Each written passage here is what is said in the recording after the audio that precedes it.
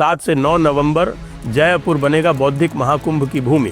Jaipur dialogues 2025 में एक मंच पर आएंगे वे सभी योद्धा, इतिहासकार, चिंतक, रणनीतिकार और धर्म रक्षक जिनकी आवाज़ है भारत की आत्मा। विष्णु शंकर जैन, गौरव आर्य, नीरज अत्री, आनंद रंगनाथन, भाऊ तोरसेकर, सुशांत सिन्हा और बहुत सारे आपके पसंदीदा वक्ता जिनसे आप इस कार्यक्रम में भेंट कर सकते हैं। आप भी इस अनोखे उत्सव का हिस्सा बने, रजिस्टर करें और उपस्थित रहें। और यदि आप इस आंदोलन को और शक्तिशाली बनाना चाहते हैं तो हमारे क्राउड फंड में दान दें। QR स्कैन करके आप हमें योगदान दे सकते हैं। रजिस्ट्रेशन लिंक नीचे दिया हुआ है। नमस्ते। आप सभी से अनुरोध है कि कृपया हमारी चैनल को सब्सक्राइब करें, वीडियो को लाइक करें और आपसे यह भी अनुरोध है कि कृपया हमारे दी जयपुर डायलॉग्स एनुअल समिट 2025 में सहयोग करें। उस सहयोग की राशि के लिए नीचे लिंक दिया हुआ है। 94% सहयोग प्राप्त हो चुका है। 6% के लिए आपसे और अनुरोध है। दूसरी बात, रजिस्ट्रेशंस आप कुछ ही बचे हैं, आप शीघ्रातिशीघ्र अवश्य करा लें। तीसरी बात, स्पॉन्सर्स के लिए अभी भी स्पेस है और जो टाइटल और को स्पॉन्सर्स हैं जो भी करना चाहें वो नीचे हमारे डिस्क्रिप्शन में जाके और संपर्क कर सकते हैं। आज बिहार में आखिरकार पूरा धमाका हो ही गया और पूरा धमाका हो गया जब मैं कहता हूँ तो उसका अर्थ ये है भाई कि जो SIR होना था वो अब कंप्लीट हो गया। तो अब SIR कंप्लीट हो गया तो जो हंगामा हो रहा था, जितना तमाशा किया गया, वोट चोरी को लेके यात्रा निकाली गई, वोट अधिकार यात्रा हुई और योगेंद्र यादव जैसे जो हैं वो फर्जी लोगों ने बार बार पूरा उसका नैरेटिव बनाया और बाद में यहाँ तक कह दिया कि साहब कि हमारा काम कोई प्रूफ देना नहीं है, हमारा काम केवल इतना है कि लोगों के मन में संदेह उत्पन्न हो जाए। ये सारी बातें कही गई और जब ड्राफ्ट रोल आया था तो उसमें 65 लाख संख्या कम हुई थी। उसके बाद में बहुत एक्टिविटी हुई, लोगों ने अपने अपने जो ऐड कराने थे नाम वो ऐड कराए, तो ऐड कराने वालों की संख्या भी आ गई कि ड्राफ्ट लिस्ट के बाद से लगभग 21,53,000 लोगों ने अपने नाम और ऐड कराए। लेकिन साथ में 3 लाख नोटिस दिए गए ऐसे लोगों को जिनके ऊपर ये संदेह था कि वो इलीगल इमिग्रेंट्स हैं और जो ये फाइनल संख्या आ रही है उसमें ये दिख रहा है कि 3.66 लाख लोग जो हैं वो डिलीट किए गए हैं, यानी पहले डिलीट होने के बाद इतने और डिलीट हुए हैं। तो कुल संख्या जो बताई है, जो आज जो प्रेस रिलीज जारी हुई इलेक्शन कमीशन की ओर से, उसमें ये बताया कि जून में 7.89 करोड़ ये संख्या थी इलेक्टोरल रोल्स में। उसके बाद जब SIR हुए तो हटाई गई टोटल जो नेट रिजल्ट आया, वो नेट रिजल्ट आया कि 65 लाख लोग कम हुए। अब 65 लाख लोग कम होने के बाद में उसके बाद फिर आपके ये टाइम दिया गया सभी लोगों को आपत्तियां दर्ज करने का। आपत्तियां दर्ज कराई गई। आपत्तियां दर्ज कराए जाने के बाद जो फाइनल टैली आई है उसमें इलेक्टर्स ड्राफ्ट लिस्ट में है 7.24 करोड़ और इसका अर्थ ये हुआ कि अब 7.42 करोड़ लोग बचे हैं, यानी 47 लाख लोग जून से कम हो गए। 47 लाख लोग 47 लाख लोग कम हो गए। तो अब यदि आपको पिछले चुनाव का ध्यान हो तो दोनों पार्टियों में यानी दोनों गठबंधनों में 1 लाख से कम का अंतर था और उस 1 लाख से कम के अंतर में NDA सरकार बना गई थी।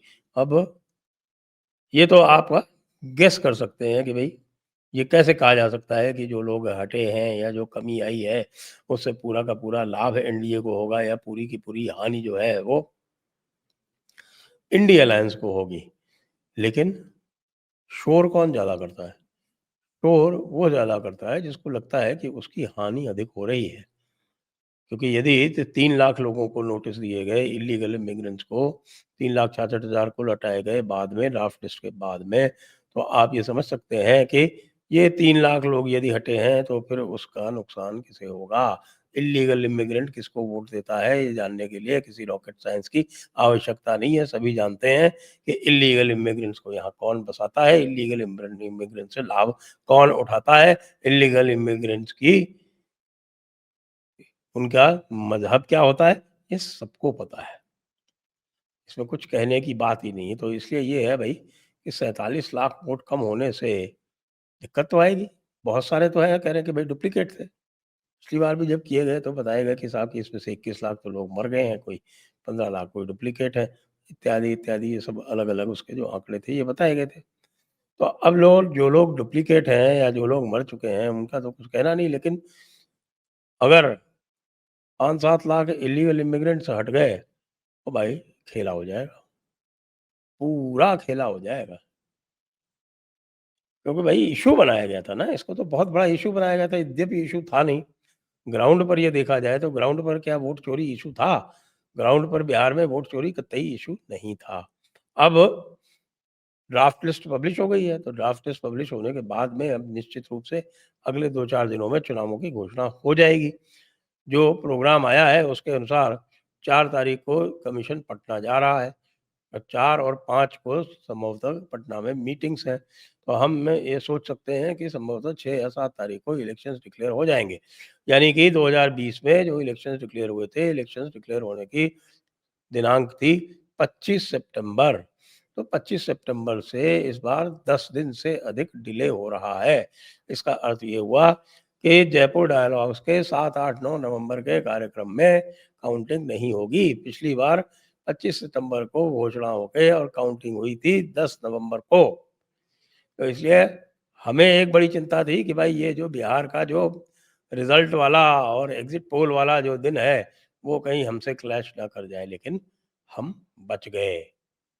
और इसलिए ये तो कह सकते हैं कि भाई जो अब काउंटिंग वाउंटिंग होगी वो 15 तारीख के बाद ही हो पाएगी। तो सीधी-सी बात है कि छठ के बाद ही तो कार्यक्रम आरंभ होगा। नोटिफ़िकेशन पिछली बार 1 तारीख 1 अक्टूबर को हो गया था। अब अगर नोटिफ़िकेशन 7 तारीख को होता है तो इस पूरे कार्यक्रम को 7 दिन तो आगे खिसका ही दीजिए।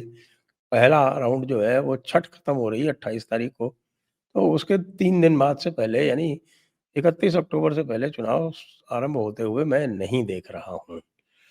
अब मामला जो है वो कल से गर्मी पकड़ना आरंभ करेगा और गर्मी तो आ रही है। अब देखिए प्रशांत किशोर काफ़ी गर्मी ला रहे हैं। उन्होंने 2 मंत्रियों के विरुद्ध भारी भ्रष्टाचार के चार्जेस लगा दिए हैं।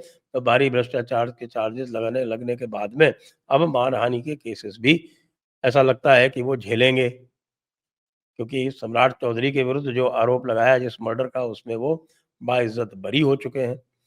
तो प्रशांत किशोर भी कुछ-कुछ केजरीवाल की तरह ही व्यवहार कर रहे हैं, क्योंकि केजरीवाल ने भी इसी प्रकार से आरोप-प्रत्यारोप लगा के और अपना रास्ता जो था वो आगे बढ़ाया था। पता नहीं कितने लोगों का चरित्र हनन किया। अरुण जेटली जी का भी चरित्र हनन किया था। अरुण जेटली जी ने तो उनको कोर्ट में खींचा और कोर्ट ने उनको जेल भी भेजा। जेल भेजने के अलग कारण थे, प्रशांत भूषण ने बेवकूफ़ बना दिया केजरीवाल को कि नहीं-नहीं तुमको बेल नहीं लेनी चाहिए, तुमको जेल जाना चाहिए, उससे तुम्हारी प्रतिष्ठा बढ़ेगी, तो भाई साहब जेल चले गए।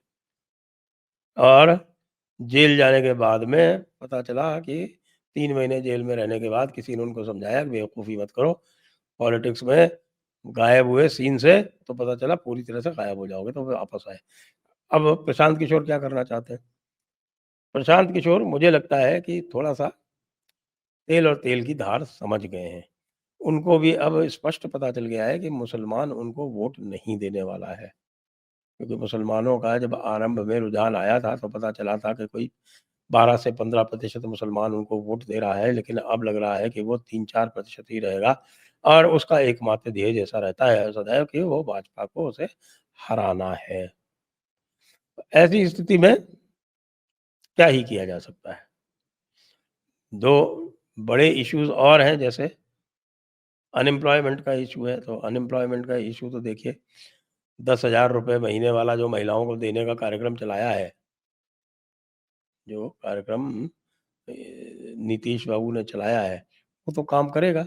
आज ही मैं सर्वे देख रहा था, वो कह रहे थे कि करीब 5 से 6% वोटर ऐसा है जो इस बात से वो इम्पैक्टेड है और वो वोट देगा इस बात पे। तो अगर 5 और 6% की बात हो गई भाई, तो खेला वैसे ही खत्म है। क्योंकि नीतीश बाबू और जो एनडीए के जो सहयोगी हैं, इनका सबका जो सहज जो आंकड़ा बनता है, वो 44-45% बनता ही है। अगर वो 50% के ऊपर चले गए, तब तो भाई वो 170-180 सीटों पे चले जाएँगे। दूसरा जो बिहार का जो बार-बार बात आती है, वो है साहब के इंफ्रास्ट्रक्चर नहीं है, very poor infrastructure, know industry. तो उसके लिए तो भाई जो डबल इंजन की सरकार है, वही काम करेगी, ये सब जानते हैं। बिहार में जो कुछ भी इंफ्रास्ट्रक्चर का इम्प्रूवमेंट हुआ है, जो विकास हुआ है, जो 4 लेन सड़कें बनी हैं, जो जो वहाँ पर अब एक्सप्रेसवे बनने की बात चल रही है, ये सारी बातें जो हैं, ये हुई तो इस डबल इंजन की सरकार में ही हैं। कांग्रेस सरकार में तो इस तरह का कोई किसी को ध्यान ही नहीं था, ना कोई कॉन्सेप्ट था, ना कोई विज़न था। ये सब होने से मुझे अब ये लग रहा है कि भई पूरी तरह से एडवांटेज एनडीए धीरे-धीरे होती जा रही है। वैसे भी तैयारी तक का जहाँ तक प्रश्न है, तैयारी पूरी है एनडीए की। आज तो लगभग फिगर भी आ गए कि भई एनडीए के जो अवयव हैं, जो घटक हैं, उनमें किस प्रकार से वितरण होगा सीटों का। सीटों का विवरण भी आ गया। 102 जेडीयू, 101 बीजेपी, अ, 20-22 पासवान, 8 से 10 एचएएम यानी कि हमारे जीतन राम जी और 5 से 7 कुशवाहा और उसके अलावा और भी रास्ते खुले रखे जाएँगे कि दूसरे यदि कोई आए तो उनको भी अकोमोडेट किया जा सके। उनकी तैयारी पूरी है और अभी इधर नूरा कुश्ती चल रही है। जहाँ तक इंडी अलायंस का प्रश्न है, वहाँ अभी भी नूरा कुश्ती ही चल रही है। तो अब वो नूरा कुश्ती चलाते रहें और पूरा झटका अब खा चुके हैं लोगों को। उन्हें बहुत दिक्कत आएगी ये समझाने में कि उनका वोट चोरी का पूरा जो आयोजन था, वो क्यों फ्लॉप हुआ। बाकी जैसा मैंने कहा कि इस एसआईआर की एक्सरसाइज़ के बाद, ये फाइनल फिगर्स आने के बाद और डेफ़िनिटली एडवांटेज एनडीए तो हुआ ही है। जय हिंद, जय भारत, वंदे मातरम।